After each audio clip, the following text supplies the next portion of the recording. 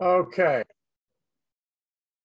what we're going to talk about today is a little bit about spiritualism, mediumship, connection, vibration with that, and kind of go through a lot of things with spiritualism.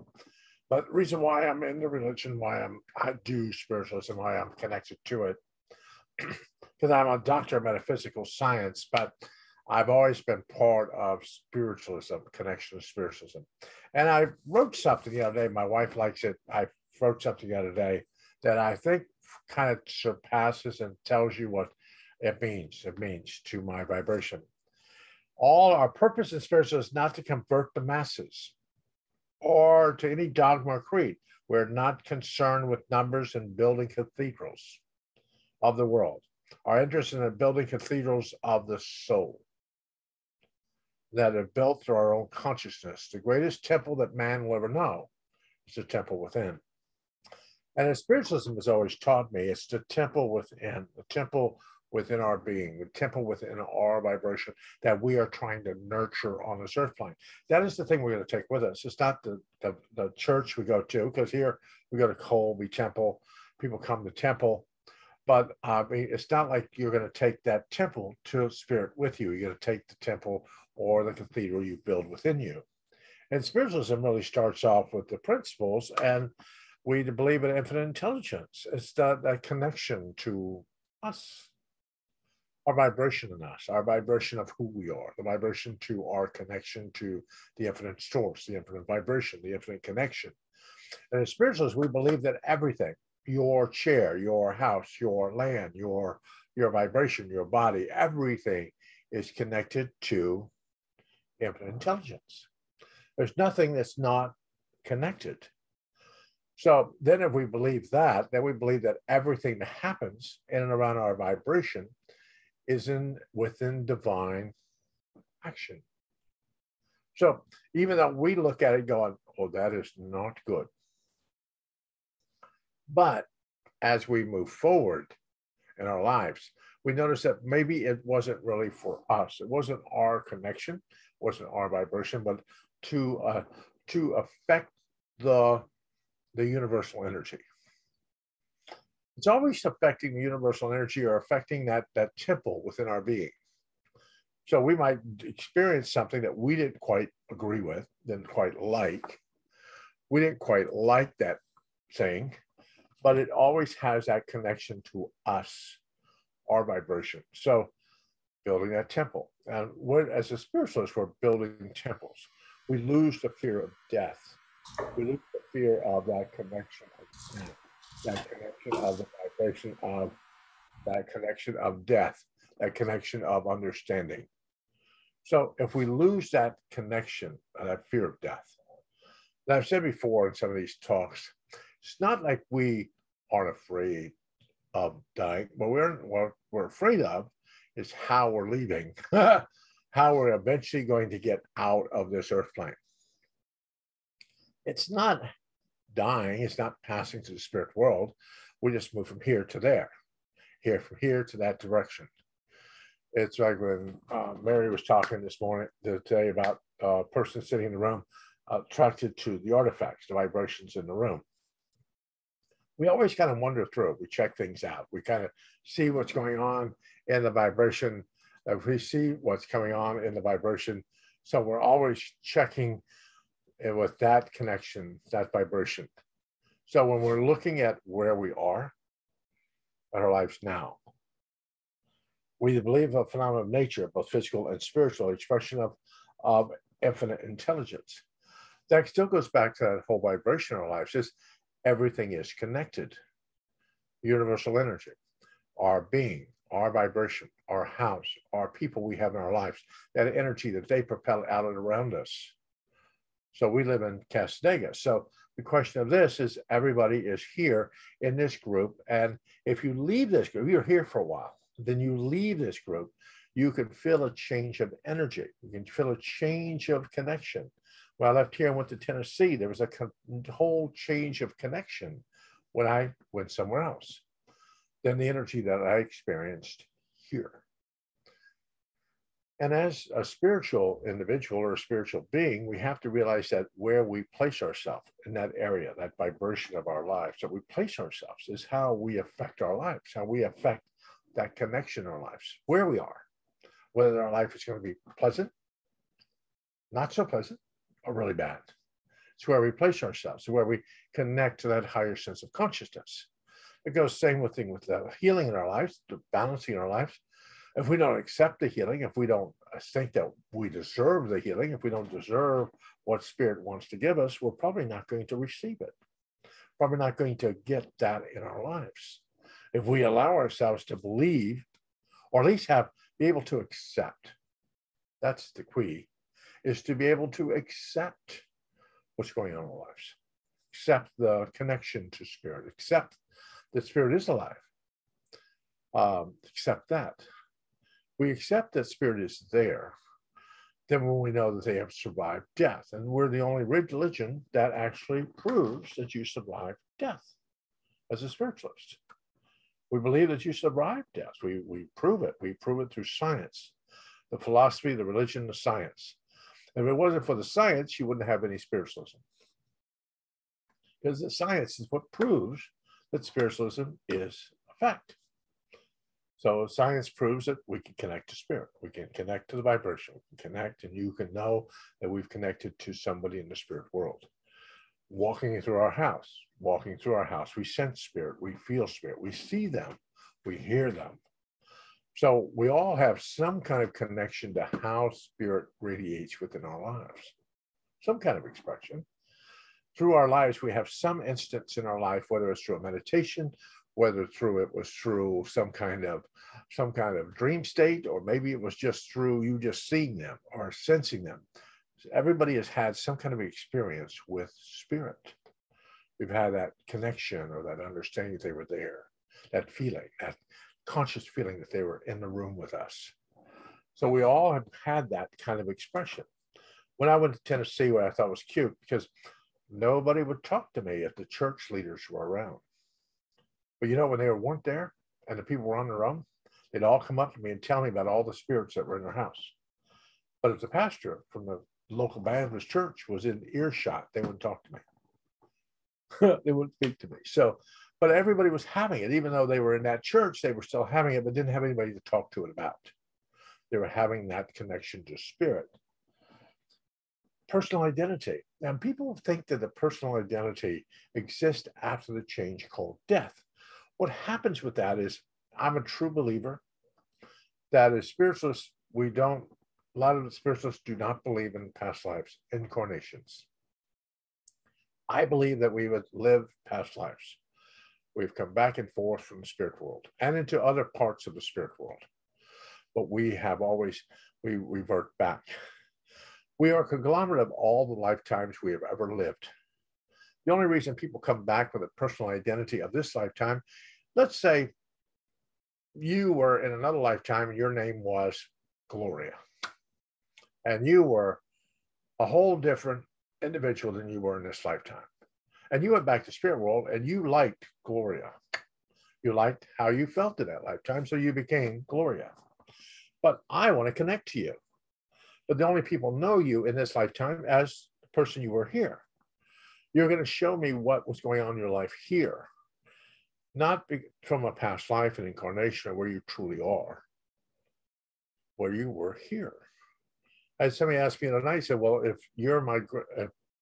if I'm your great-great-grandmother, and I inverted into this lifetime as your great-great-great-grandmother, but I'm here now as Louis Gates, and your medium contacts you from the spirit world, contacts the spirit world. You want to speak to your great-great-great-grandmother. And I answer, I'm still connected to my higher sense of consciousness. I'm still all of that up here. So even though I'm here, I can still contact you as your great-great-great-grandmother. So I'm still here, but I'm still connected.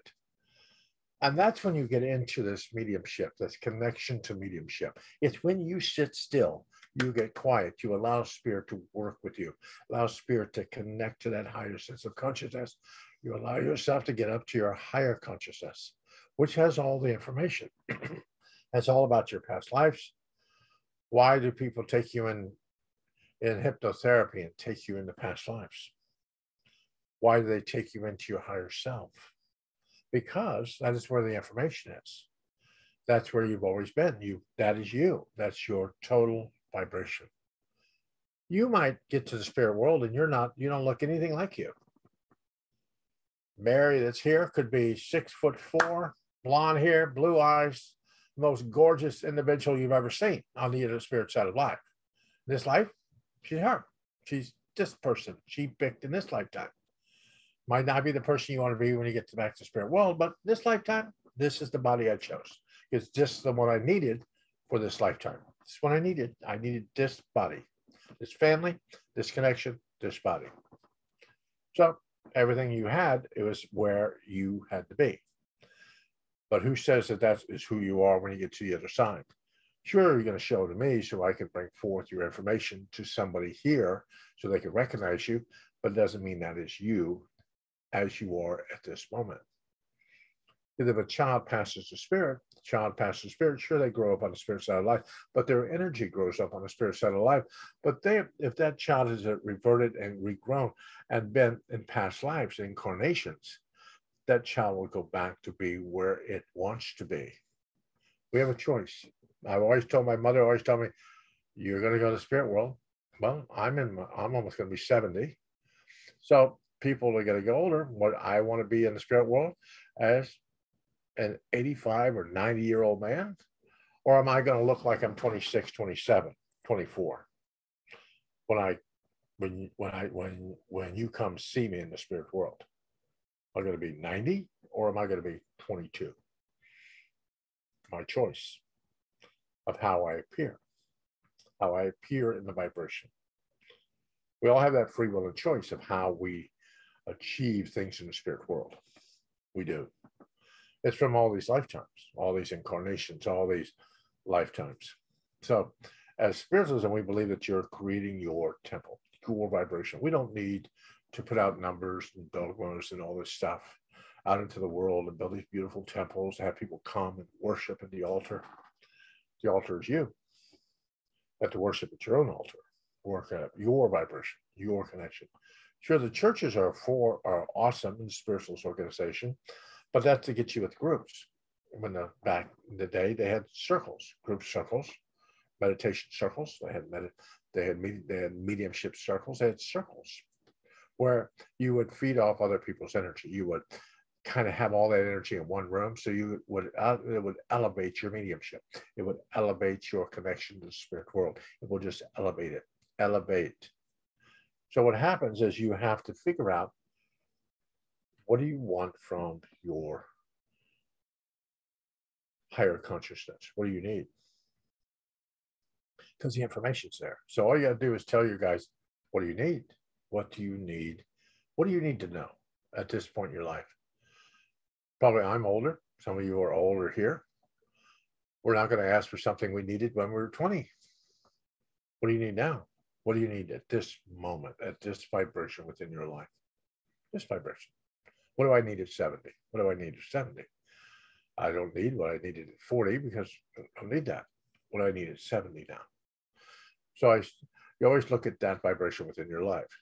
You look at your health, your connection with your life. That's why we read the healing prayer. That's why we read the healing prayer at every service.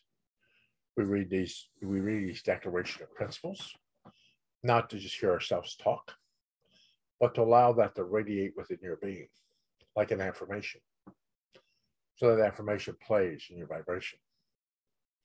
It plays in every church, plays in every vibration, every spiritual place that is a spiritual organization. These words have been read. But it plays as a looped situation in a church. The energy is in the church. When you walk in, you feel it. You feel the connection to spirit. We communication, and that's a big key. Is communication with people that pass the spirit. Most people come in this religion, not in the spiritualism, not just to go, oh. They come in this religion to connect to somebody that has passed, somebody that has gone to the spirit world. That's what they've come back for. They've come back for that. We started in our church now because we were doing the church services there for a while, but we weren't doing the message service. But they didn't want to do the message service, but the message service is the key point of the service. It's what makes us different than other religions. It's the message service where we get messages from the spirit world. So the message service is what weighs everything else. So now we're filming the message service in our services so people can see the messages, how we give messages from the spirit world. So the question here is the evidential proof to yourself. And I know when I teach class in mediumship, I'm teaching you how to connect to your higher self. I'm teaching you how to get quiet, how to radiate to that higher vibration, allowing you to practice on your mediumship, to give readings, do all these other modalities of readings, all these modalities that I can teach you. But it's to click something within you, is to touch something within you.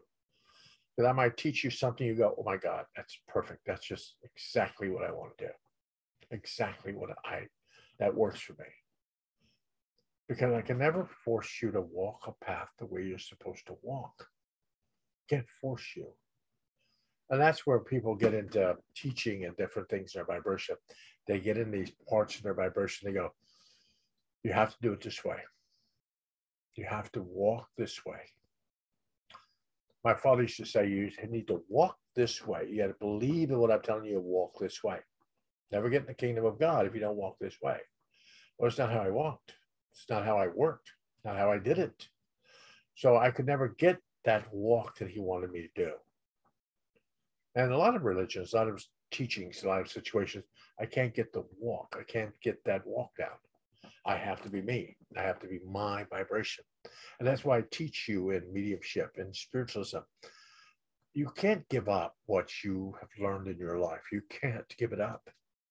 You're raised a Catholic. You're not going to give up your Catholic roots. You're not going to say, I'm going to give up Catholic and I'm going to be a spiritualist.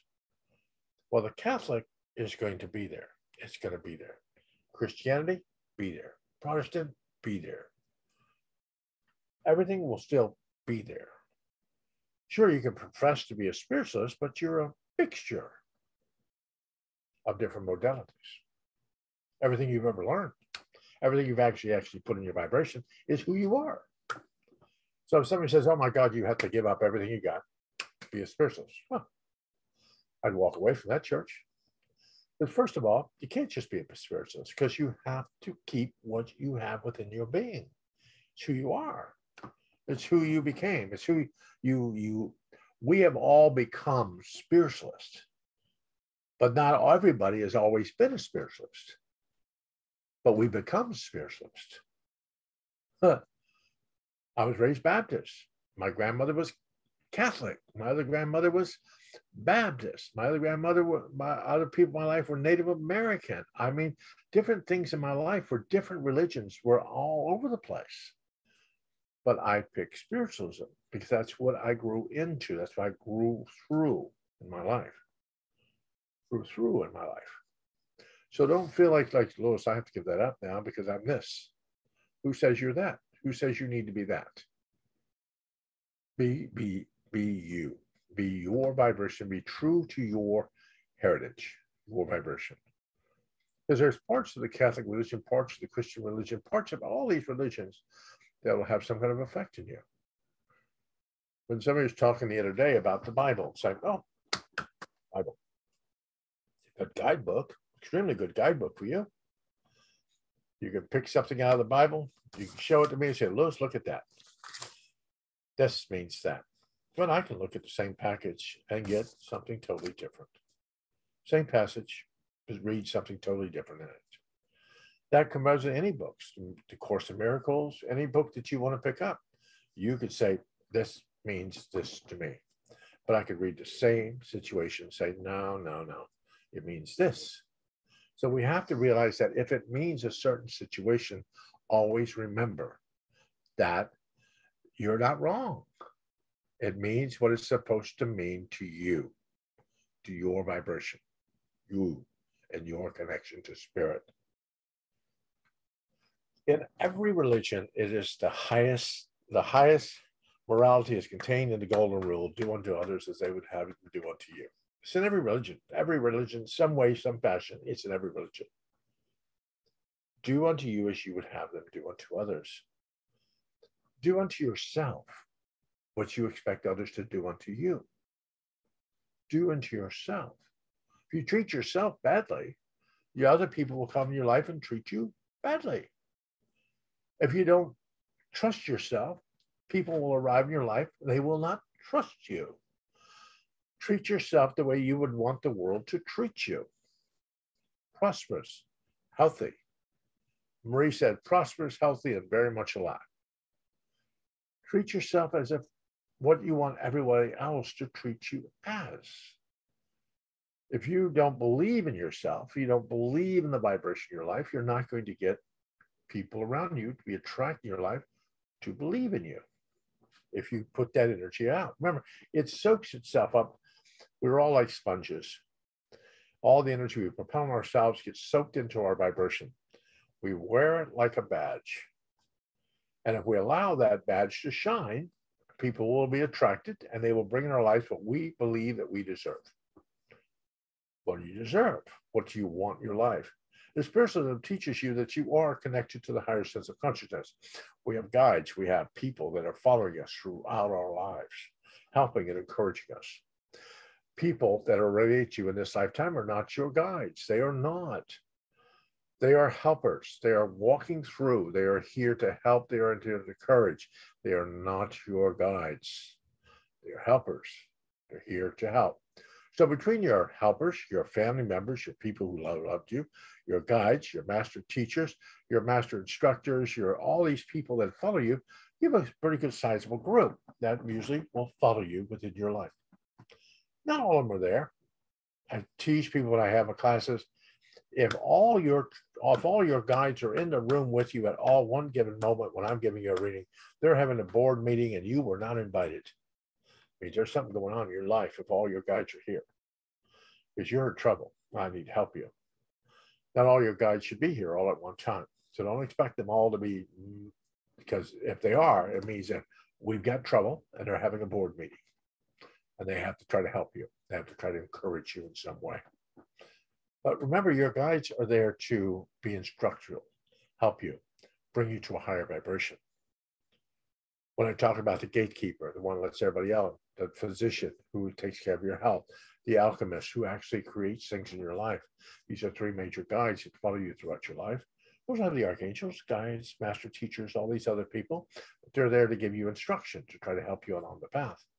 You know that your guides, when you got from the other side, you sat at that table with the blueprint of your life before you entered here.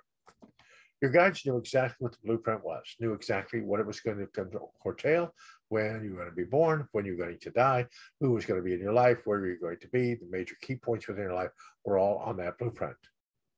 What wasn't on the blueprint was how you were going to arrive at those destinations on that blueprint. How are you going to arrive? We don't lose our free will and choice. We just have our free will and choice of how we arrive at situations within our lives. It's how you look at them. Well, you want to understand here, because with spiritualism, I've been raised in it most of my life. I've been raised in this religion most of my life. I've had spiritualists throughout going back some major generations in my life. But the question here is, how do I see it at any given moment? I can play the victim or I can play the victor. I want to play the victor all the time. I want victor. I don't want to be the victim. I want to be the victor. And we have to figure out what that curtails to us, what that view is to us. If I'm the victor, then what does that view look like to me? Does it make me healthy? Am I wealthy? Do I have good relationships in my life? What does that show me if I say I'm the victor? What do I envision within my life? Then as a medium, you want to do that. You want to treat yourself as you would want other people to treat you. That's a good key on treat yourself as you would have others treat you. How would you treat yourself? If it was you standing outside yourself, how are you treating yourself? How are you manifesting that vibration within your life? That we need to do. The more responsibility of the individual. Now, we might look at people's lives, makes your own happiness, unhappiness this lifetime. Yeah, we might look at people's lives and say, well, that person's not. I have a strong suspicion in people's lives that people go through things in their life. They go through things. We might not agree with it. We might say, I don't agree with that at all. Well, that's not what I would want to do. But what if that thing that they're going through is not to affect them, but to affect the others that surround them? To change the universal energy, the metaphysical energy with their lives. What if it's not to affect us? We might look at it and go, oh, that's not good. But it wasn't to affect us. It is to their journey, their vibration of what they've decided on how to affect others. So I don't believe we have all this wrong craziness in our lives. Sure, we got Ukraine today. We've got news that's on the news constantly today. Being invaded today, and all people are going to die. Things are going to happen. The universal energy will change. Now, how the world comes out of this is where the world will be focused once we come out of this. But right now, this change or this vibration is now put in motion. The universal energy is getting ready to change, getting ready to reassess itself. And where it ends up is where we move from there. The universal energy might not affect everyone, but it will affect the ones that it does affect. So same thing with our lives. Things happen in our lives.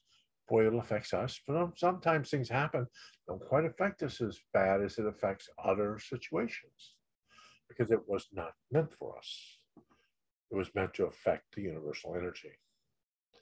So don't look at things that everything is bad, black and white, oh my God. Look at it as like, what's it going to do?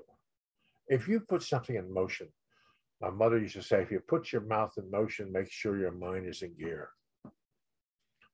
Make sure you know what you're saying, know what you're putting out in motion before you actually put it out, because you can't take it back. You can't put it back in there. It's there. You've done it now. Now, is it something you want to do or something you made a mistake on doing? But I don't believe in mistakes. I believe that we pick a journey somehow. When I do readings, and I will say, I think there's probably, I'll go to say something, and Spirit will correct me in mid-sentence and have me say something totally different. Spirit's not going to make the mistake. They're going to correct me in mid-sentence so it comes out right. Same thing with our lives. We get corrected sometimes in mid-sentence. We don't listen to ourselves, but we allow ourselves to move forward anyway, even though the train's about ready to run off the track. But if we allow ourselves to, we affirm the doorway to reformation, never close against any human soul hereafter. Reformation. We believe that when you enter the spirit world, you're going to enter at the level that you're comfortable with. You're going to enter at that level, that vibration within your life, where you feel comfortable. Where you feel comfortable. Not where I feel comfortable, where you do. You're going to end up there. You could be in level 2. You could be in level 3. And some of us have already gone up to level 6, level 7. But you're at this level. It's where you feel comfortable. But it's still at the end of your life. It's when you say, Lewis, this is what I believe. This is what I believe I deserve. What you will see there. I didn't spend a lot of my life working with hospice, working with people that are passing over to spirit, to actually know that people pass to spirit differently. They pass to spirit in this whole connection of how they believe that they need to see the spirit world. We're our judge, jury, and executioner on the other side. There's nobody else judging us. Nobody else going to take care of us. It's us judging ourselves. So it's what you believe that you can achieve here in the spirit world. That's why we set our own temple. My temple might have all these beautiful stained windows, beautiful front door, beautiful people milling around, little gold statues over in the corners. I don't know. They have all kinds of cool stuff. And your temple might have just a little wooden table with a pencil on it. That's it. Your temple is your temple. It's where you perceive that you need to see this. What do you believe you deserve? I believe I deserve a lot. I've been through a lot of lifetimes, a lot of incarnations, a lot of times that it probably didn't work out as well as it should have for me. But I believe this lifetime should work out very awesome. And if we get that belief in our lives, they'll start propelling people and events in your life to get you to where you feel like you deserve. But tell them. Why your guides listen to you. That's why we've handpicked them from the other side to know what the journey is. Doesn't mean the journey has to stop when we go, okay, that's what I picked. I'm going to go through that. But how you arrive there and how you react to it is how it's going to perceive itself and move forward. It's how we move forward in our lives. I'm still in Casadega. I'm still here after all these years, and I'll probably be here for a while.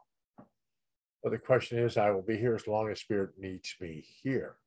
I won't fight the journey. I won't fight the trip if Spirit decides to say, hey, you got to go. You got to affect other people. You got to be a missionary somewhere else. I'm not going to fight it when Spirit tells me you need to go. You need to go somewhere else. I will be where I need to be until Spirit says, because I listen to them. I listen to what they tell me. I listen to the spirit world. And I have them tell me where I should be or what I should do. Not everything I agree with, but I do my best to try to rearrange it. You don't have to take everything Spirit gives you at face value. Take it, rearrange it, reset it, re-envision it the way you feel like it would work the best for you. Then ask your guides, is this good for me? Yes or no? Is it good for me? What I perceive it to be. That's what we have to realize, that when we read the principles, I've said in church before, we read the principles. The principles, read those principles in every church, pretty much every day, every Sunday. The principles are read in every church around the world at a certain time. So all these voices gather together saying those principles. Now, there are spiritualists in the spirit world that have recited these principles, 20, 30 years in their life. They're in the spirit world. They hear that, and they start to recite it with you. They start to recite it with you. That's why people do these different affirmations, these different things that they learn and they like. I have an affirmation I learned out of a psychic healing book. It's an old psychic healing book. And it says, I am soul. I am light divine. I am will. I am fixed design. I am light. I am whole. I am. If we start reciting something that radiates to us, I am soul. I am light divine. I am will. I am fixed. I am fixed design. I am love. I am fixed design. Do what radiates to you. Because I am one soul. I am love. I am light. I am fixed design. I'm not going to change who I am. I can't. Getting too old to change now. Get too old. I am who I am. That's who I am now. I'm not going to change who I'm supposed to be in this lifetime. I can't do that. I'm trying to hide from it, but I only can be who I'm supposed to be. And all of us here are who we're supposed to be. Sometimes we might not like ourselves, say, oh, shouldn't have done that. But know that sometimes we do things to correct others, to move a higher sense of consciousness, to allow the energy through the universe to move at a faster rate. And if enough people change the energy at the same time, and we had the 222 meditations, and I meditated at 222, at 2 o'clock, at 22 minutes after 2, and 22 seconds. So everything was 222, 222, 222, 222. So I was sitting in meditation at 222, 222, 222, 222. Now, I don't know if that was supposed to change universal energy, but I felt that there was going to be a lot of people in the universe praying at the same time. So I went in. So I know I gathered all that energy because I went in at that given moment. And we have to realize that when we do that, when we connect to that higher sense of consciousness, that higher vibration, that higher sense of consciousness. We have all these other people throughout the universe praying with us at certain given moments. Well, we have churches that I know that pray at 8 o'clock in the morning, at 8 o'clock in the morning, at 3 o'clock in the afternoon. Hundreds and thousands of people pray at 8 o'clock in the morning, 3 o'clock in the afternoon. So we join that moment of silent prayer at 8 o'clock in the morning. We are joining a multitude of individuals from the spirit world and this world, praying for upliftment, praying for whatever we need in our lives. We do that. The same as I said with the healing prayer, all these prayers, they've been said so many times in spiritual churches that when you recite them, multitudes of people recite them with you. Multitudes. When you're doing affirmations, I have affirmations. I have a paper if you want this. Once we're done with this whole class, I will send it to you. But these different holy be the identity of the joy, the totally acceptance to mind as it is heart. Grant us the light of our daily substance and forgive us our that has-beens as we forgive those has-beens who attempt to steal our joy. Free us from the romance and deliver us from the service to false kings of shadows. And there's different affirmations on this paper that actually brings forth a lot of connection. And the more we say an affirmation, the more we say it, the more we connect to it, the more we connect to a mantra. We have our own little mantra in our lives. Call it the mantra of blue. I don't know. Our own little mantra. And as we continue to keep saying it, keep putting it in motion, keep doing it, keep putting it in motion, it starts to gain power. When I teach mediumship, I tell you to sit in a chair. Don't let anybody else sit in that chair. You sit and meditate in that chair at a given moment in time every day. When you sit there, every time you sit there, you leave a piece of your energy in that chair. Every chair you're sitting into right now, when you get up out of that chair, you're going to leave a piece of energy. Parts of your energy will be left in that chair. Now you revert back tomorrow, you're going to put more energy in, more energy in, more energy in, more energy in, until the energy takes on its whole vibration of you. So no matter what you're doing, when you send energy, you want to sit within yourself, in your vibration, in your energy field. And you just make it stronger and stronger and stronger as you propel this. So if you do an affirmation every single day, pretty soon it'll take on a mind of its own. It'll start to attract. I am prosperous. I am healthy. I am light. I am connected. I am. If you keep telling yourself these affirmations every single day, you allow yourself to raise that vibration, that consciousness in the spirit world. To knock on the door of somebody over there in the spirit world that says, oh my God, Lou's been asking for this. We've got that. We should bring it to him. And they bring it. Then we have to be open to be able to accept it. You can ask whatever you want, but if you can't personally accept it, you're not going to see it. What do you want? What do you need in your vibrations? I'd like to have $20, $30 million. That'd be nice. Small bills, little suitcase on my desk. That's great, awesome. But I might not be able to accept $20, $30 million.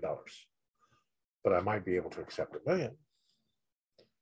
Might not be able to accept 30, 40 million. I'd like to have it. Jesus, that'd be great. That'd be awesome. But $1 million would work. So I asked for that. Or better. You'd take better. Spirit's got a bank account over there. They want to give me more. We're not going to complain. But everybody needs prosperity in their lives. We'd all love to be retired, never have to work another day in our life, never have to worry about what we buy, what we do, or what we put in motion because we have enough money to do it. Wouldn't that be awesome? That's what we're all, we want to be free to move around the cabin. That's all. So not have to have the worries about paying bills and doing all this stuff and doing everything else.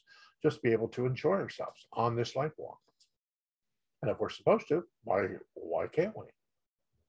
Why can't we? Because that's the question is we have to, I've learned through my life, through all the times I've worked in spiritualism and metaphysics and different modalities of religions. If I don't knock, if I don't ask, I'm probably not going to receive. I have to throw it out there. Throw it out there, see what happens. See what happens when I throw it out there. because I always tell people, they want me to go take care of family, go take care of all these people. Awesome. That's an awesome situation. $1 million. I'll go tomorrow. I'll pack tomorrow. $1 million. I'm not going to go up and live. I'm too old to live on the street. Too old to do that. So I need enough to take care of myself. And we always have to realize that we need to take care of ourselves, because I have so many friends that can't afford their cancer treatment, can't afford this, they can't afford that, they can't afford this, they can't afford that. So their health suffers. Different things suffer because they can't afford it. Ask them, tell them. Always tell people, ask before you actually need it.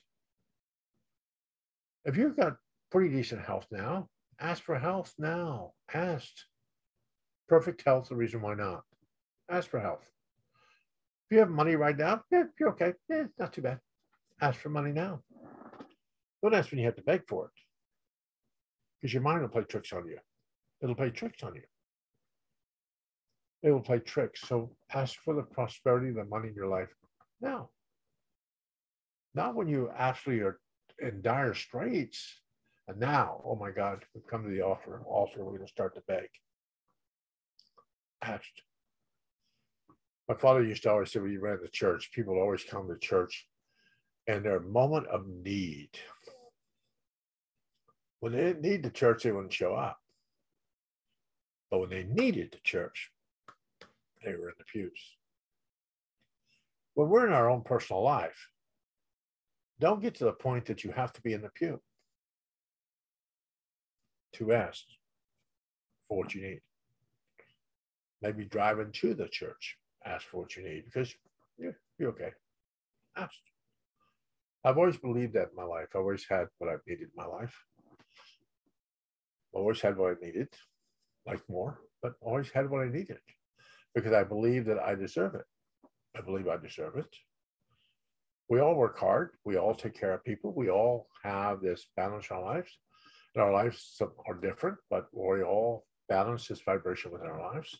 So we all follow the journey. But along that journey, your needs might be different than mine. Your needs might be different. But who says those needs are insignificant to my needs? Your needs need to be met for you. You might be ill. You might need help. You might need encouragement. So what do you need for you at this moment? When I said reading the Bible, what do you read out of the Bible that radiates to you? Not how it radiates to me. I can't tell you to be healthy. I can't chase a spirit out of your life. I can't tell you you need to be there. The choice of these situations are yours. Spirit can insinuate, you should do that. But doesn't mean you have to. But you should. If they allow, keep propelling it within your life. Just signs in your life will show up. They'll show up down the road. They'll show up in your vibration. They'll show up to where you need to be. As Lucerne, my guide Lucerne will say, we're all going to get to the spirit world. How we arrive at the spirit world is up to us. How we arrive at the connection in our lives is where we see we need to be. Your guides will all be sitting in the courtroom with you. They'll all be there with you. They'll all be listening to you, and they'll be helping you and encouraging, but there'll be nobody sitting beside you, prosecuting you, or the judge or jury. Just you talking to you. It's where your thoughts are. And when I entered this religion of spiritualism, it's where my thoughts were, where I believe I was supposed to be. Not where I believed me, my thoughts. And a lot of us have gone through things in our lives. We've gone through stuff. We have crazy family members. We've married crazy people. We've been through some stuff in our lives that could throw people off balance. But as we move through our life, we have to realize that we have to quiet that stuff that has happened. Because it hasn't happened. It's done. It's not going to change. I had a lady today, she had to put her dog down. But she felt so guilty. But her dog had been put down to spirit 20 years ago. For 20 years, she has felt miserable over doing that. That is completely brought up in her mind. Terrible. So for 20 years, she thought terrible. Instead of allowing it to be.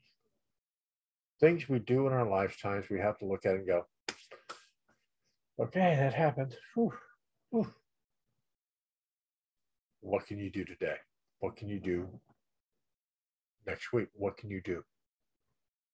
Now what you can go back and change. How can you move the energy forward? I love it when people tell me, the Lewis, you're going to come back and live your lifetime, and there's karma from a past lifetime because you messed with somebody. Now that person's going to appear in this lifetime, and you're going to have to deal with karma with that individual from a past lifetime.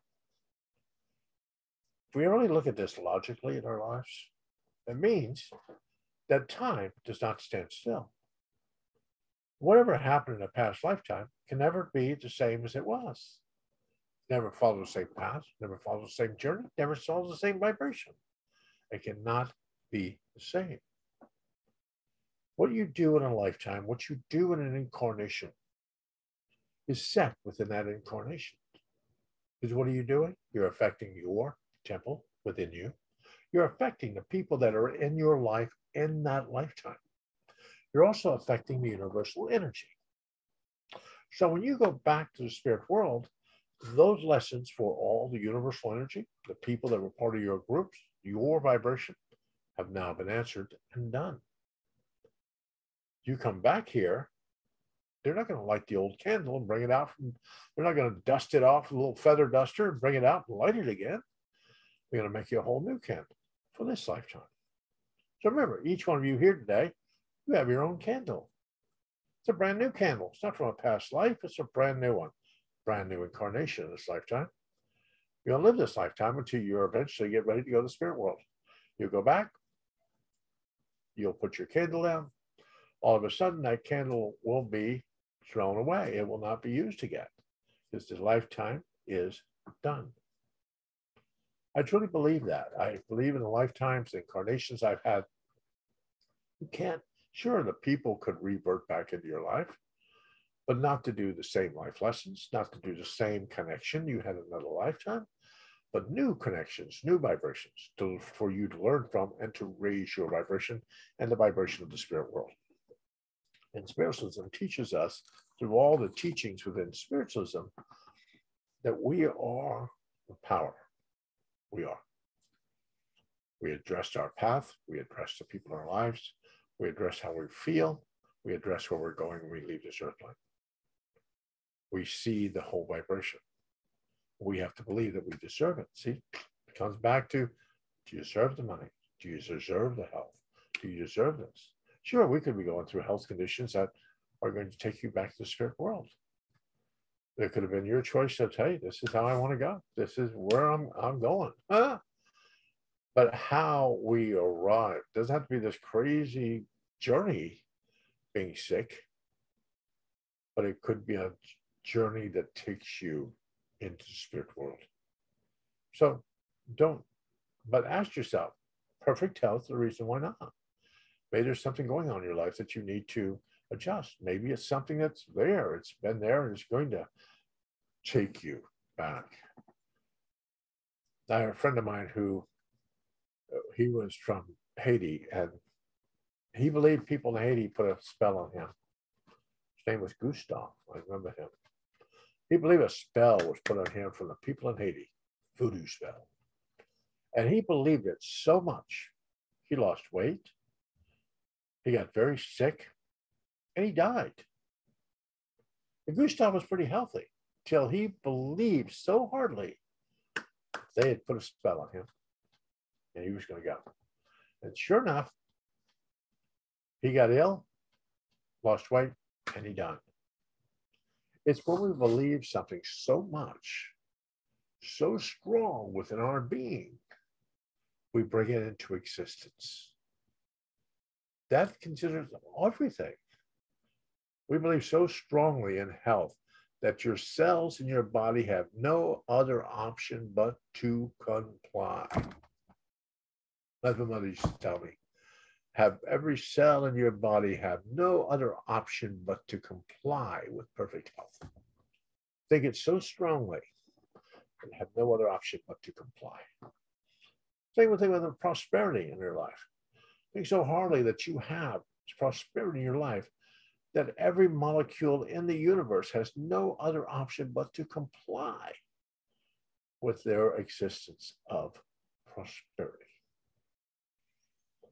Sometimes we draw people in our lives to keep us from our prosperity. They block the doors to the bank. They block them. So we allow, I have friends that give out money, and all of a sudden, as soon as they get any kind of money, people come out of the woodwork, take it all. Then they have to go try to find more. Then they come out, take it all. Not we have to be selfish in our lives, but make sure you're comfortable with who you are, where you are in your life. Sure, help, courage, bless the world. But make sure that you are comfortable within your own vibration. That is on a spiritual level. Whatever you are propelling into your spiritual knowledge, your spiritual connection with you, are you happy with what you're learning? Are you connected?